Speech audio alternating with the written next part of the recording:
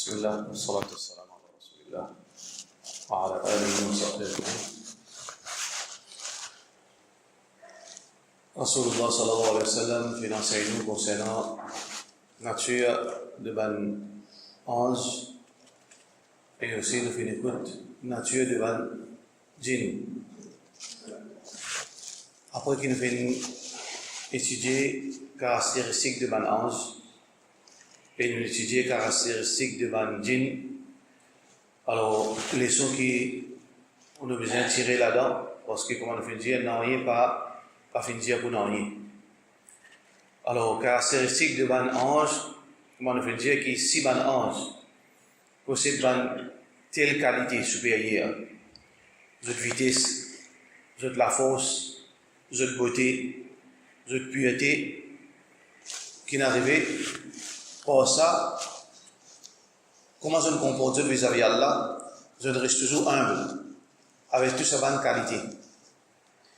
Avec toute sa qualité, je reste humble vis-à-vis d'Allah subhanahu wa ta'ala, et je finis toujours dans la crainte pour Allah subhanahu wa ta'ala. Je reste toujours obéissant à Allah subhanahu wa ta'ala. Qui veut dire quand nous écoutons sa bonne parole, nous devons situer nous insan. Avec sa bonne ange, avec toute sa bonne qualité là, je finirai toujours humble et toujours dans la crainte d'Allah subhanahu wa ta'ala, mais toi insan. Avec tes faiblesses, te marcher, te cogner, te blesser. Pour te sauter dans la case, te prendre 10 minutes pour faire 200 mètres. Tu es malade. Quand nous fatigués, nous transpirer, nous donne l'odeur. 3 jours, nous va bien donner l'odeur. Ainsi, les temps changés, nous affectés.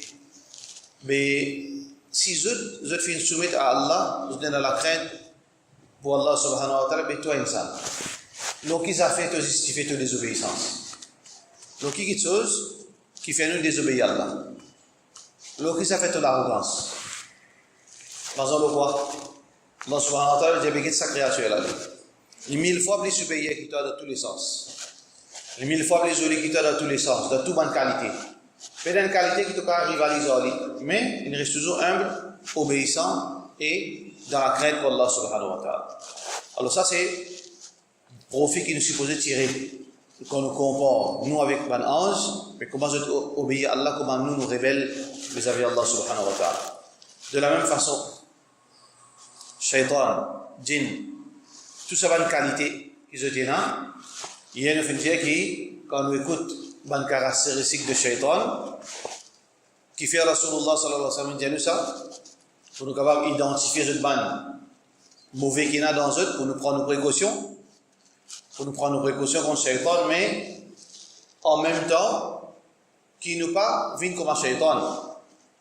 Shaitan symbolise l'arrogance, la violence. Shaitan symbolise toute chose qui est mauvais. Destruction, désordre, la haine. Mais nous, insan, fin dire nous ça, fin explique nous qui veut dire ban djinn, qui fait ban shaitan, pour que nous pas ressembler les autres. Pour que nous retenons qui qualité nous donne. Si nous avons cette qualité là, qui veut dire nous pouvons gagner shaitan. Il ne faudrait pas nous gagner shaitan. Il ne faudrait pas nous ressembler les autres. Parce que Allah subhanahu wa ta'ala fait une créature qui est extraordinaire.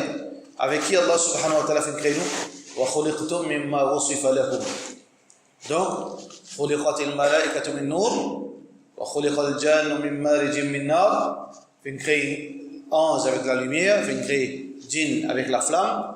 وَخُلِقْتُم مِّمَّا وُصِفَ لَكُمْ. Et fait créer autres insan avec quelque chose qui fait mentionner dans le Coran, avec la terre. Alors, qui fait Allah subhanahu wa ta'ala fait créer nous avec la terre? Qui est spécial avec ça, la terre? La terre symbolise quoi, frère, en islam? La terre, tout d'abord, symbolise la fertilité. La terre fertile. Qui veut dire, nous, insan, si aujourd'hui, avec tous nos manquements, là aussi, qui, Allah subhanahu wa ta'ala fait une faire un ange prosterné en signe de respect pour Adam alayhi salam. Qui fait? Parce qu'il y a une créature qui en a beaucoup, nous sommes capables de faire beaucoup de choses, nous avons une productivité dans nous. Nous fertiles, nous intelligents, nous faisons beaucoup de choses qui sont bonnes. Nous sommes capables de faire beaucoup de choses. Allah subhanahu wa ta'ala fait de nous l'éducation, fait de nous, veut dire, une connaissance qui nous met ça, quand nous servons ça, nous faisons quelque chose d'extraordinaire dans la vie. Parce que nature, nos créations, c'est la terre. La terre, c'est la fertilité. La terre représente quoi? La terre, c'est l'humilité. Bandimoun qui fait travaille la terre, poterie. C'est-à-dire comme ça, c'est une matière qui est facile pour travailler. Qui veut dire, nous, nature, nous pas rebelles, nous. Allah subhanahu wa ta'ala fait créer nous une fitra qui est soumise. Allah subhanahu wa ta'ala, son Nabi sallallahu alayhi wa sallam, dit kullu mawludin yuladu ala al-fitra. Fitra ici, c'est, comment dire, islam, nous soumettre. Ça veut dire, de notre nature, nous soumise, nous. Allah subhanahu wa ta'ala fait de nous une nature qui est soumise. Ça veut dire, nous, insan, si nous pouvons faire mauvais, c'est contre nos natures, ça. Nous ne pas supposer révéler, nous. Nous ne pas supposer quand Allah peut donner un commandement, nous tournons les deux. Dans nos natures, nous soumettons. Nous pouvons pour résister ça. Parce que nos natures aident-nous pour soumettre. Nos natures, la terre, une de mes caractéristiques, c'est qu'il y a une nature généreuse. La terre, il y a une générosité là-dedans. Quand on met de l'eau, ensuite il y a de nourriture. Et de nous, nourriture. Et de nous, banzor. Et de nous, manger, boire. Alors, donc, insan, quand on investit dans lui, pour les enfants, quand on investit dans lui, ça veut dire récolte extraordinaire. Il faut dire investir dans lui. Parce que c'est nature, ça, si on investit dans lui, vous ne devez pas investir le mot. La terre aussi pareil, si on néglige le mot. Mais, tandis que si on prend les compte, nos natures, ça reste en réfléchir sur la terre. La terre, si on ne prend pas les compte, c'est arrivé. Des choses qui arrivent. Sans mauvaise herbe, poussé partout, piquant, poussé partout, il vient à une place, pas capable de coster en lui. Ou bien, les mots. Maintenant, non, rien du bien dans lui.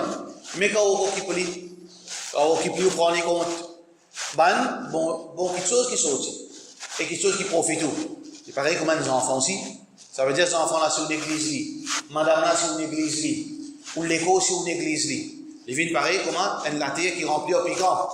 Ou bien un latte mort.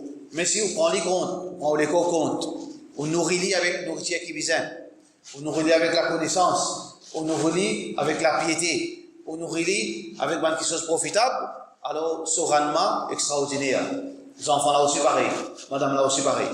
Donc Allah subhanahu wa ta'ala, il rappelle une nature spéciale, et l'aime qui Iblis il fait rire. Iblis il fait rire là-dedans.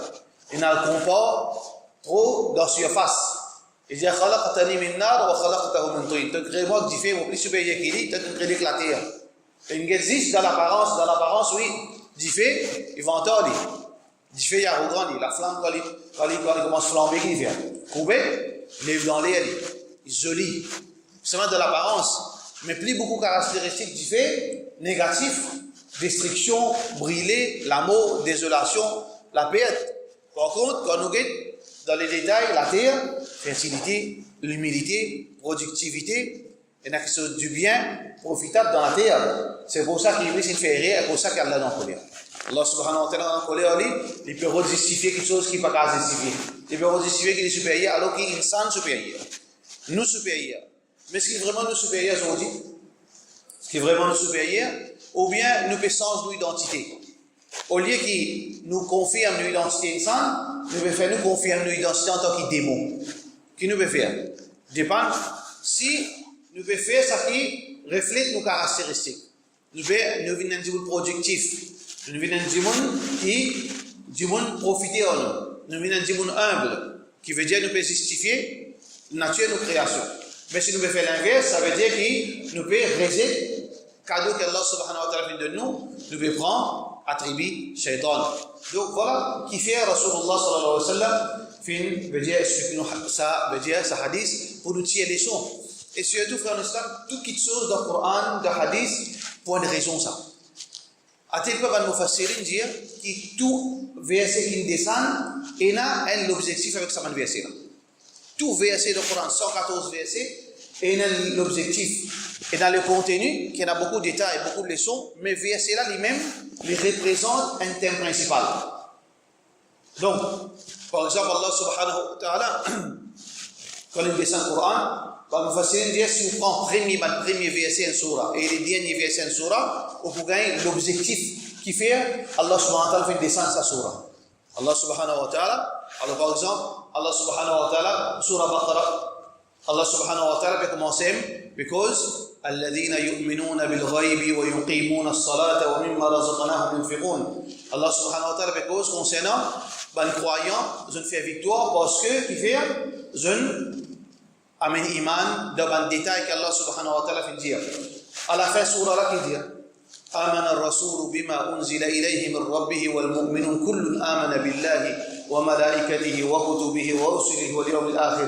Qui veut dire thème principal, c'est que Allah subhanahu wa ta'ala, tout ça qu'il peut dire dans Surah Baqarah. Il y a beaucoup d'histoires. L'histoire de Moussa alayhi salam, l'histoire de Ban Israël, l'histoire de Ruzaïd, il y a la loi. Quand nous regardons tout ça dans la loi, à la fin, on vient vers quoi? Amen iman d'Allah.